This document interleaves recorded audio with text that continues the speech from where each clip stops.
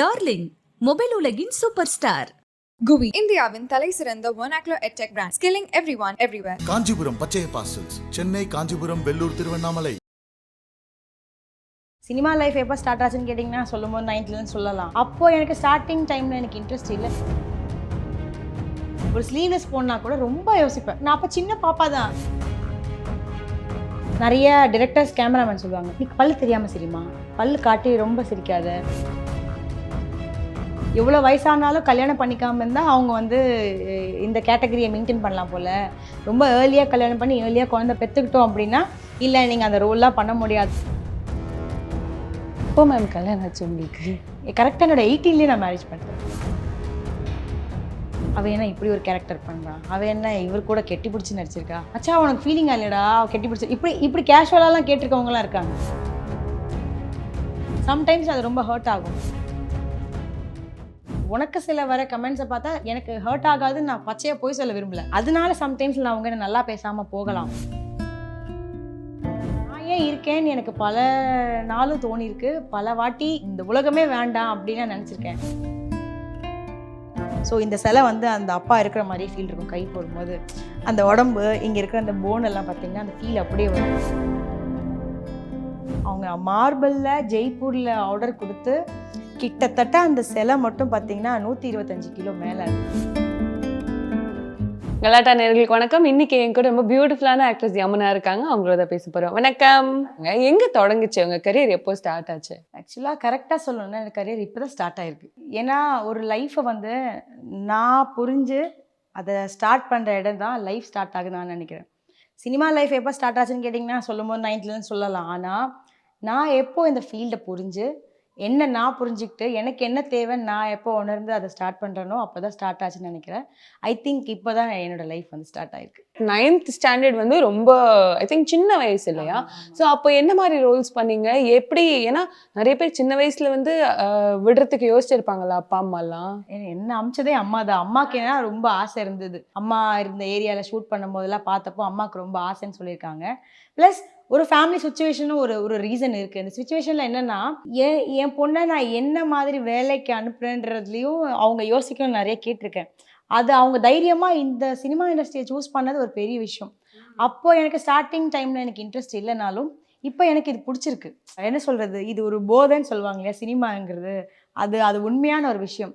So இதுலேருந்து நான் வெளியே வரணும்னு நினைக்கும் போதெல்லாம் ஒரு விஷயமும் இல்லை நீ இன்னும் பண்ணலாம், இன்னும் உனக்கு வந்து பிடிக்குதுன்னு என் மைண்ட் வந்து சொல்லிட்டே இருக்கும். உனக்கு பிடிச்சிருக்குல்ல, உன்னை அவங்க கேட்குறாங்க, அது நல்லா இருக்குல்ல, உன்னை நீ இப்படி அழகாக பார்க்குற, உனக்கு பிடிச்சிருக்குல்ல, ஓ இந்த மாதிரி டிஃப்ரெண்ட்டான லுக்கில் உன்னை பார்க்குறல பிடிச்சிருக்குலன்னு. ஸோ நிறைய விஷயங்கள் இதில் மாறி வந்ததுக்கு ஒரு ரீசன் இந்த இந்த இந்த டைமில் தான் இதெல்லாம் நான் புரிஞ்சிருக்கேன். ஸோ என்னோடய கரியர் அங்கே ஸ்டார்ட் ஆகி இங்கே ஸ்டார்ட் ஆகி என் அம்மா வந்து எனக்கு கரெக்டான எனக்கு பிடிச்ச மாதிரி ஒரு விஷயத்த வந்து என்னை வந்து எனக்கு ப்ரொஃபஷன் இதுவாக இருக்கும்னு அவங்க சூஸ் பண்ணது பெஸ்ட்டாக இருக்குது. இப்போ தான் எனக்கு தெரியுது. ஸ்டார்டிங்கில் உங்களுக்கு வந்து இன்ட்ரெஸ்ட் இல்லையா? சீரியஸாக இன்ட்ரெஸ்ட் கிடையாது. எனக்கு வந்து எப்படின்னா ஒரு கண்மை போடனா கூட என் அம்மா கெஞ்சுவாங்க என்கிட்ட, கண் எழுதி கொடி நல்லா இருக்கும், கண்ணு பெருசாக இருக்குன்னு என் சொல்லும் போதெல்லாம் நான் அழுவேன். எனக்கு கண் எழுத பிடிக்காது, லிப்ஸ்டிக் போட பிடிக்காது. இப்போ அம்மா என்ன சொல்கிறாங்கன்னா, கண் எழுதுன்னு சொல்லி டைம் கெஞ்சினது போய் இப்போ கண்ணில் மை இல்லாமல் நான் பார்க்குறதே இல்லை அப்படிங்கிற மாதிரிலாம் சொல்லுவாங்க அடிக்கடி. ஸோ இனிஷியலி எனக்கு அந்த மேக்கப்புங்க ஸ்டார்டிங்கில் ஒரு மாதிரி பிடிக்காமல் இருந்தது. ப்ளஸ் வந்து ட்ரெஸ் வந்து எனக்கு அந்த ஒரு ஸ்லீவ்லெஸ் போனால் கூட ரொம்ப யோசிப்பேன். நான் அப்போ சின்ன பாப்பா தான். எனக்கு அப்போது கான்ஷியஸ் ஜாஸ்தி. ஐயோ கால் தெரிகிற மாதிரி ஃப்ராக் போட்டிருக்கேமே, ஒரு மாதிரி உட்காரும் போது பிடிக்கல, அந்த ஸ்லீவ்லெஸ் ட்ரெஸ் போடும்போது எனக்கு ஒரு மாதிரி கான்ஷியஸ் என்னென்னா நான் கரெக்டாக தான் இருக்கேனா, ஏன்னா ஸ்லீவ்லெஸ் போடும்போது நான் அழகாக தெரிவேனான்னு எனக்கு ஒரு மாதிரி ஒரு திங்கிங் போயிட்டே இருக்கும். ஸோ அதனால் அந்த கான்ஃபிடென்ட் இல்லாதனால அதை நான் செய்யலை. இப்போ இந்த கண் எழுதாத எப்படி என் அம்மா கேட்டு நான் இப்போ மாறினோ அதே மாதிரி தான். இப்போ எப்போ பார்த்தாலும் ஆல்வேஸ் ஸ்லீவ்லெஸ் ப்ளவுஸ் தான்.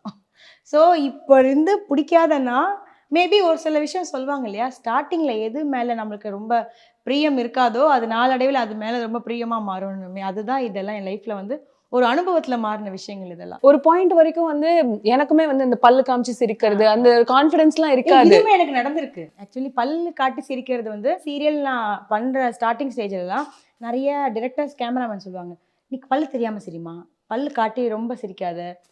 அது எனக்கு கான்ஷியஸாகவே இருக்கும். டைலாக் பேசும்போது ஐயோ பல்லு தெரியாமல் நான் இப்படி சிரிக்கணுமே, அது என்னென்னா நான் அதை மைண்டில் வச்சிருந்தா மட்டும்தான் அதை நான் அப்படி சிரிக்க முடியும். அந்த சீன் வரும்போது நான் மறந்துடுவேன் பல வாட்டி. இல்லை பல்லு தெரியாமல் பண்ணேன் க்ளோஸில், பல்லு தெரியாத ஒரு நெத்தி ரொம்ப பெருசாக தெரியுது. இது வந்து சொல்லி சொல்லி சொல்லி என்னென்னா அது எனக்கு கான்ஷியஸ் ஆகிடுச்சு நிறையா. இதெல்லாம் -0 கரெக்டாக ஒரு டைமில் கரெக்டாக நம்மளை வந்து ரூல் பண்ணதுக்கு ஒரு டிரெக்டர் வரும்போது இதெல்லாம் விஷயம் இல்லை, நீ பெர்ஃபார்மன்ஸில் காட்டு.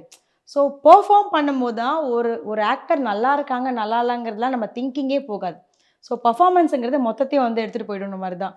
ஸோ இப்போ வந்து எப்படின்னா நீங்கள் சிரிங்க அழகாக இருக்கீங்க அப்படிங்கிறத சொல்லி எல்லாருமே ஓ நான் சிரிச்சா அழகாக இருக்கா, பல்லு தெரிஞ்சு சிரிச்சா அழகாக இருக்கேன்னா இப்போ கம்ப்ளீட்டாக எனக்குள்ளே வந்து அதெல்லாம் மைனஸ் கிடையாது, அதெல்லாம் ஒரு ப்ளஸ்ஸு அப்படின்னு சொல்லி மாறி இருக்கு. ஸோ நீங்கள் சொன்ன மாதிரி இந்த விஷயம்லாம் நிறைய அனுபவப்பட்டிருக்கு. ஸோ நீங்கள் சொல்லும்போது அம்மா பற்றி சொன்னீங்க, அம்மா பயங்கரமான ஒரு என்ன சப்போர்ட் சிஸ்டமாக இருந்தாங்கன்னு சொல்லிட்டு. அப்பாவை பற்றி சொல்லுங்கள், அப்பா எப்படி ஒரு சப்போர்ட் சிஸ்டம் உங்களுக்கு? அம்மா சப்போர்ட்டாக இருக்காங்கன்னா அதுக்கு பெரிய ரீசனே அப்பா தான்.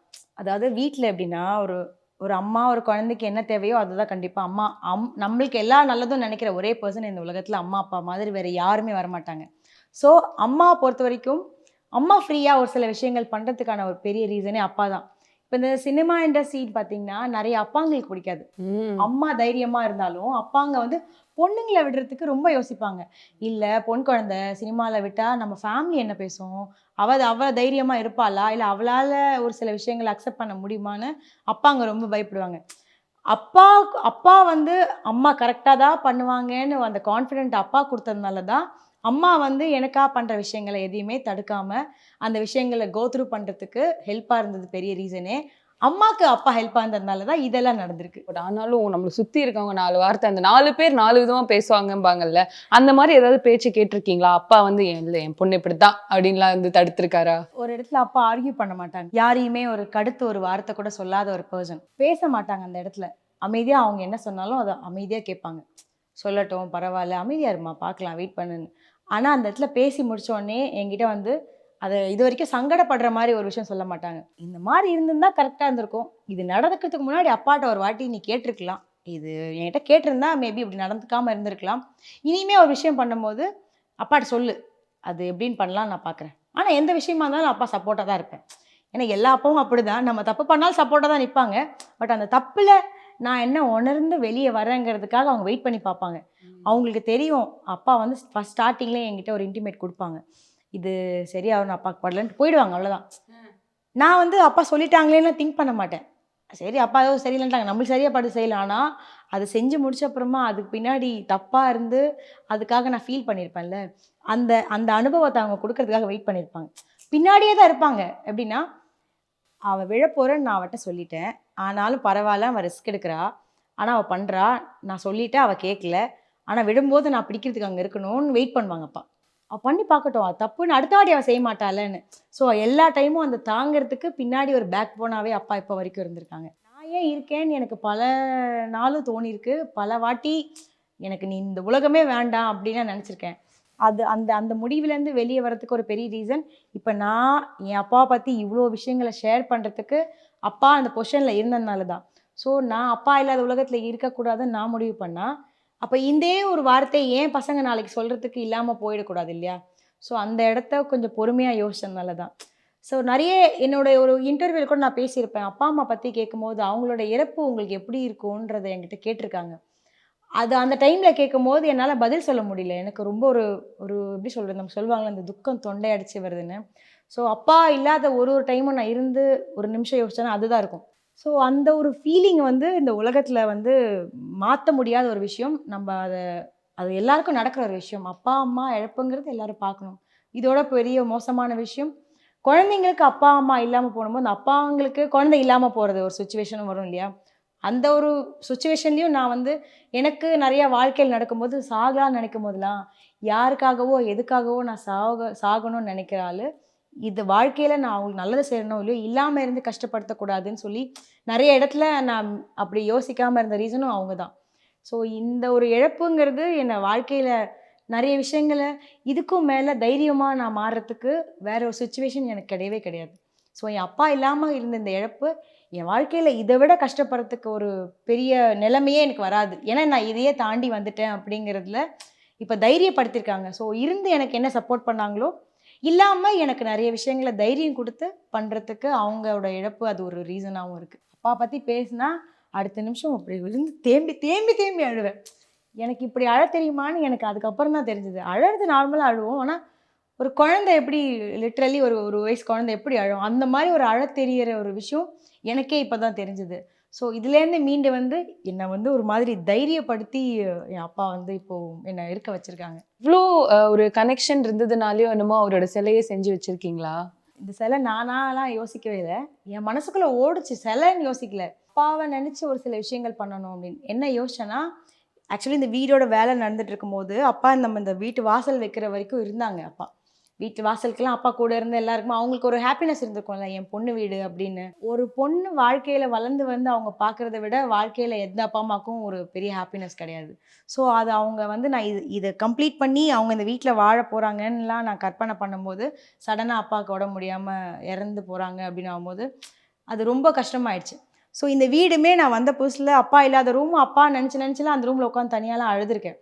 ஸோ அப்பா இந்த வீடு வேலை நடக்கும்போது தான் இறந்தாங்க. அப்போ நான் என்ன யோசிச்சேன்னா, அப்பாவோட அஸ்தி வச்சு இந்த வீட்டு பின்னாடி வச்சுட்டு அங்கே ஒரு மரம் வளர்க்கணும்னு நினச்சேன். மரம் எப்படி இருக்கணும்னா, அது எல்லாருக்கும் உபயோகமாக இருக்கிற ஒரு மரமாக இருக்கணும். இப்போ தென்னை மரம்னா அது இளநீ கொடுக்கும், ஒரு மரம் ஒன்று ஒன்று இருக்கு இல்லையா, அந்த மாதிரி ரொம்ப காலத்துக்கு இருக்கிற ஒரு மரமாக இருக்கணும் அப்படின்னு சொல்லி நான் யோசிச்சு அஸ்தி வச்சுட்டு அது மேலே வந்து ஒரு மரம் வளர்த்துடலான்னு சொல்லி நான் வீட்டில் டிஸ்கஸ் பண்ணிட்டே இருக்கேன் எப்போவுமே. அப்போது எல்லாரும் என்னென்னா, இல்லைம்மா அஸ்தியெல்லாம் வீட்லேயே வச்சுக்கூடாது, வச்சுருந்தா அப்பாவோட ஆத்மா வந்து அது போகாது, அது உன் கூடயே இருக்கும், அதுக்கு நிறைய ஸ்ட்ரகிள் ஆகும். ஸோ ஆத்மாவாக இருந்தால் அது இங்கே இருந்தால் அது கஷ்டம் அப்படின்லாம் நிறைய சொல்லும்போது எனக்கு ஒரு பக்கம் தோண ஆரம்பிச்சிச்சு.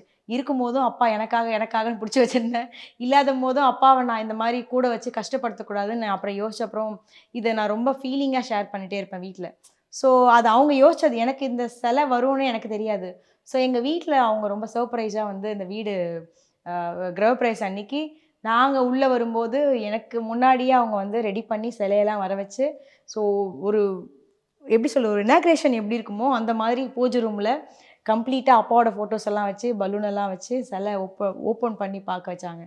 ஸோ அது என் வாழ்க்கையில் என் அப்பா எனக்கு நல்ல அப்பாவாக இருந்தேன்னு நான் சொல்கிறத விட ஒரு நல்ல மனுஷனாக, ஒரு நல்ல ஒரு மாமனாராக இத்தனையும் பார்த்ததுனால அவங்க கொடுத்த ஒரு சர்ப்ரைஸ். உங்க ஹஸ்பண்ட் வந்து எஸ், அவங்க எனக்கு கொடுத்த சர்ப்ரைஸ். இல்லை எனக்கு என்னன்னா, நான் என் அப்பா நல்ல அப்பான்னு சொல்கிறத விட, இல்லைம்மா அவர் மாதிரி ஒரு மனுஷன் வர முடியாதுன்னு எல்லாரும் சொல்லி சொல்லி சொல்லி அது ஒரு விஷயம் வந்து நான் பார்க்கும்போது பெஸ்ட்டாக இந்த மாதிரி உலகத்தில் இப்படி ஒரு மனுஷனாக பார்க்க முடியாது அப்படிங்கிறது தான் உதாரணமாக ஒரு சிலையாக. அதாவது என் ஹஸ்பண்ட் என்னோட உறவுன்னு சொல்லலாம், ஆனால் ஒரு இப்படியே பார்த்தாலும் ஒரு தேர்டாக என் அப்பாவாக வந்து ஒரு தேர்ட் பர்சனாக இருந்து தான் நான் அவங்க லைஃப்குள்ளே மிங்கிள் ஆயிருக்காங்க.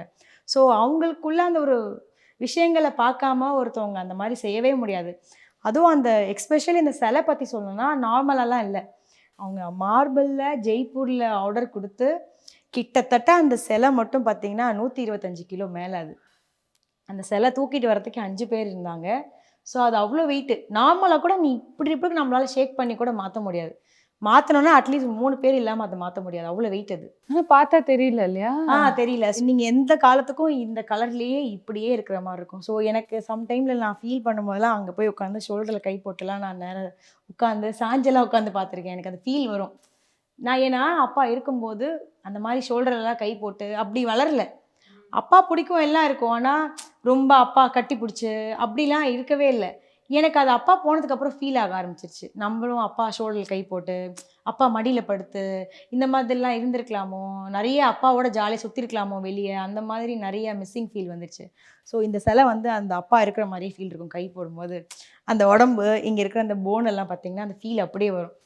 அதில் அது அவ்வளோ ஸ்பெஷல் இருக்குது. அந்த அந்த கண்ணில் இன்னமும் அந்த ஒரு இருக்கிற ஃபீலே தெரியும். நான் பார்க்கும்போது நிறைய வாட்டி பாருங்கப்பா நான் அழறேன், தெரியுதா, நான் ஃபீல் பண்ணுறேன்ப்பா, எதாவது சரி பண்ணுங்கப்பா, இதெல்லாம் எனக்கு இருக்குது, இப்படிலாம் எனக்கு மனசு கஷ்டமாக இருக்குது, இதெல்லாம் நடக்குதுப்பா, நீங்கள் சரி பண்ணுங்கப்பா, அப்படி இப்போ அப்படி ஆயிடுச்சு. போய் கடவுள்கிட்ட போய் ஈஸ்வரா எனக்கு இதெல்லாம் கொடு, இதெல்லாம் பண்ணுன்னு சொல்லுவேடாப்பா, அதெல்லாம் நடக்குது, நீங்கள் பாருங்கப்பா, இந்த மாதிரிலாம் இருக்குது. சரி வீட்டில் நான் வந்து வெளியே போகிறேன், குழந்தைங்க வீட்டில் இருக்காங்க, நீங்கள் இருந்து பார்த்துக்கோங்க, எப்போவும் நீங்கள் எப்படி பார்த்துப்பீங்களோ அதே மாதிரி இருந்து பார்த்துக்கோங்க. ஸோ இவ்வளோ ஒரு விஷயங்கள் வந்து அந்த ஒரு ஆத்மாவோட சேர்ந்துருச்சு.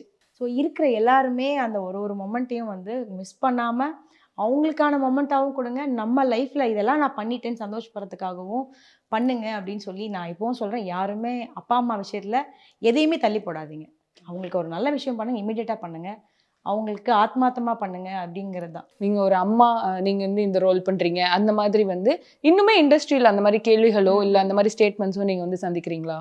ஒரு ஆர்டிஸ்ட் ஒரு ஆக்டர்ஸ் வந்து சீக்கிரம் கல்யாணம் பண்ணிக்கல அப்படின்னா மீன்ஸ் 30 கிராஸ் பண்ணுறாங்க வச்சுக்கோங்க. அவங்க கல்யாணம் பண்ணியிருக்க மாட்டாங்க. மேபி அவங்க கல்யாணம் பண்ணியிருக்கலாம், இல்லை வெளியே தெரியாது.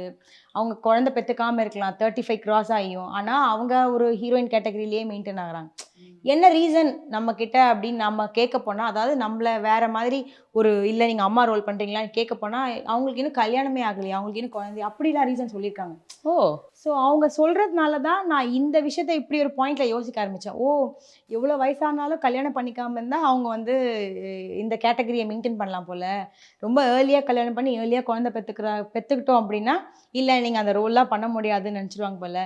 அவங்க வந்து ஒரு அப்பீரன்ஸை ஃபஸ்ட்டு பார்க்குறத விட இதெல்லாம் வந்து நிறைய இடத்துல பார்க்க ஆரம்பிச்சிட்டாங்க. சம்டைம்ஸ் அது ரொம்ப ஹர்ட் ஆகும். ஆனால் என்னதான் இருந்தாலும் ஒரு 100 பேர் அந்த மாதிரி பேசினாலும் 100ல் ஒருத்தர் இருப்பாங்க, நீங்கள் அந்த கேரக்டர் கரெக்டாக இருப்பீங்க, நீங்கள் பண்ணுங்க, ஏன் அதெல்லாம் யோசிக்கிறீங்க அப்படி. ஸோ அந்த ஒருத்தர் நமக்காகன்னு எங்கேயோ வரும்போது ஓகே, அடுத்ததுக்கும் நம்ம வெயிட் பண்ணியே பண்ணலாம் அப்படின்னு சொல்லி நிறைய விஷயங்கள் எனக்குள்ள மோட்டிவேட்டாகவே இருந்திருக்கு. அந்த ஒரு சிலர் இருக்காங்க, அந்த ஒரு சில நல்ல உள்ளங்கள். அந்த மாதிரி என்னைக்கா ஃபீல் பண்ணியிருக்கீங்களா, நான் ரொம்ப சீக்கிரம் கல்யாணம் பண்ணிக்கிட்டேனோ அப்படின்ட்டு? ஃபீல் பண்ணியிருக்கேன். எப்படின்னா, இப்போது ஒரு நார்மலாக நம்ம அவுட்டோரில் ஷூட் பண்ண போகிறோன்னா ஒரு 5 டேஸ் 6 டேஸ் வந்து ஸ்டே பண்ணி பண்ணுற மாதிரி ஒரு இடம்லாம் வரும். அது ஈவன் நல்ல ஒரு கேரக்டர் ரோலாக இருக்கும், நல்ல ஒரு ரோலாக இருக்கும், மேபி அது ஒரு லீடாக கூட இருக்கும். அந்த மாதிரி நிறைய விஷயங்கள் அமைஞ்சிருக்கு. அந்த டைமில் என்னென்னு பார்த்தீங்கன்னா, சம்டைம்ஸில் குழந்தை இருக்கும்போது நான் என்ன யோசிப்பேன்னா, இல்லை இந்த டைம் வந்து போனால் குழந்தைக்கு இப்படி உடம்பு சரியிருக்கா, அது இப்போ நான் போனால் அந்த நாள் கரெக்டாக கேர் பண்ண ஆள் இருக்க மாட்டாங்க, ஸோ அப்போ நான் இதை வேண்டான்னு வைக்கலாம் அப்படின்னு. மேபி அந்த கேரக்டர் ரோல் நான் பண்ணி எனக்கு ஒரு என்னோடய லைஃப்பில் அது நெக்ஸ்ட் லெவல் கூட போகிறதுக்கு அது உதவியாக இருந்திருக்கும். ஆனால் அது நான் குழந்தை, என்னோடய ஃபேமிலி அப்படிங்கிறதுனால அதை வேண்டான்னு வைக்கிறதுக்கு நிறைய விஷயங்கள் நடந்திருக்கு. நல்ல நல்ல வாய்ப்புகளை நான் அதனால் மிஸ் பண்ணியிருக்கேன். ஸோ அது எனக்காக மட்டும் செல்ஃபிஷாக நான் யோசிக்காமல், நான் கல்யாணம் பண்ணிவிட்டேன், குழந்தை பெற்றுட்டேன், அப்போது அது அது அதுங்களுக்காக நான் இனிமேல் யோசிக்கணும். இதுக்கப்புறமா என்ன விஷயம் வருதோ அதை நான் முயற்சி பண்ணி அதில் சக்ஸஸ் பண்ணலாம் அப்படின்னு சொல்லி நான் இருந்து யோசித்த ஒரு சில விஷயங்கள் மாற்றினது தான். ஸோ அதை நான் பண்ணிக்கலையே அப்படின்னு நினைக்கல, நான் பண்ணிட்டேன், அது நடந்துருச்சு. ஸோ அதுக்காக விஷயம் இருந்து நான் தப்பாக யோசிக்காமல் இதுக்கப்புறமா கொஞ்சம் வெயிட் பண்ணி நான் அதை சக்ஸஸ் பண்ணலாம் அப்படின்னு சொல்லி நிறைய நடந்திருக்கு. ஸோ என்னோட ஏஜில் இந்த ஒரு சில விஷயங்கள் ஒரு ஜாலியெல்லாம் இருக்கும்ல, ஈவன் ஒரு ஃப்ரெண்ட்ஸ் கூட ஒரு 4 நாள் ட்ரிப் போகிறது, அதெல்லாம் கூட நடக்காமல் நிறைய மிஸ் ஆகிடுச்சு என் வாழ்க்கையில். ஒரு ட்ரிப்பே பார்த்தா ரீசெண்டாக தான் ஒரு ட்ரிப் நான் போயிருந்தேன் என் சிஸ்டரோட, காஷ்மீர் ட்ரிப். அதான் ஃபஸ்ட்டு ட்ரிப்பே நான் தனியாக போனது. அது கூட தனியாக இல்லை, என் தங்கச்சியோட போயிருந்தேன். ஸோ இவ்வளோ விஷயங்களை தாண்டி ஓகே, வீட்டில் வந்து நான் குழப்பம் இல்லை, நீ பார்த்துக்கிறேன், நீ பிரச்சனை இல்லை, நீ 4 நாள் தானே போயிட்டு வா, நீ என்னை சமாதானப்படுத்தி அமிச்சதுனால தான். ஸோ இந்த மாதிரி விஷயங்களை நான் ஒரு ஜாலியெல்லாம் வந்து மிஸ் பண்ணிட்டேன் அந்த டைமில். ஓ மேம், கல்யாணம் ஆச்சு உங்களுக்கு? கரெக்டாக என்னோட 18லேயே நான் மேரேஜ் பண்ணிட்டேன். Oh my God! எஸ், நான் 18க்காக வெயிட் பண்ணி, லவ் மேரேஜ் அப்படிங்கிறதுனால ஆஹா, வெயிட் பண்ணி பண்ணேன். அதனால தான் ரொம்ப ஏர்லியாக மேரேஜ் பண்ணிட்டேன். ஸோ நிறைய பேருக்கு இப்போ கல்யாணம் ஆகலை அப்படின்னு நிறைய நினச்சிருக்காங்க. கல்யாணம்லாம் பண்ணிட்டேன், ஆனால் ரொம்ப சீக்கிரம்னால அது நிறைய பேருக்கு அது வெளியே சினிமாவில் இருந்து அது வெளியே தெரியல அப்படிங்கிறதுனால அது தெரியல நிறைய பேருக்கு. லவ் மேரேஜ், நான் அங்கே வரேன் எப்படி? அதெல்லாம் ஒரு ஒரு வயசில் வந்து ஒரு ஆர்வ கோளாறுன்னு வச்சுக்கோங்களேன்.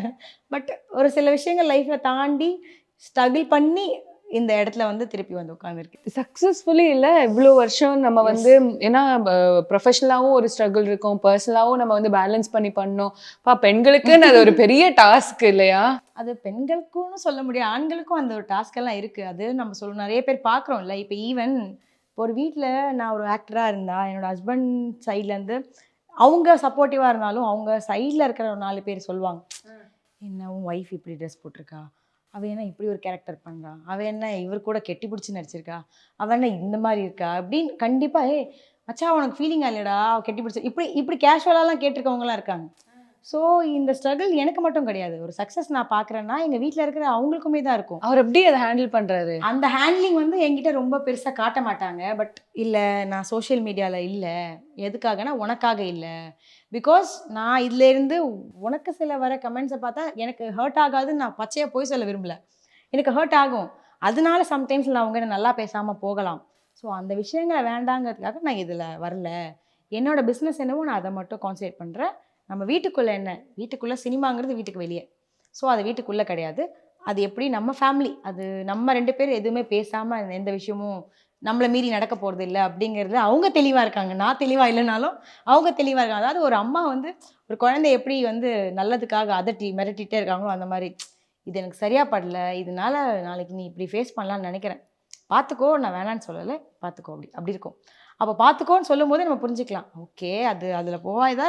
ஏன்னா நம்ம அப்பா வந்து நம்மளை அப்படி சொல்லிட்டு பின்னாடி வெயிட் பண்ணலாம், ஆனால் நம்ம ஹஸ்பண்ட்க்கு நம்ம அதே மாதிரி ஒரு நிலைமையை கொடுத்தா சரி வருமான்னு நமக்கு தெரியாது. ஸோ அதை மட்டும் ரொம்ப கேர்ஃபுல்லாக ஹேண்டில் பண்ணணுங்கிறதுல தெளிவாக இருப்பேன்.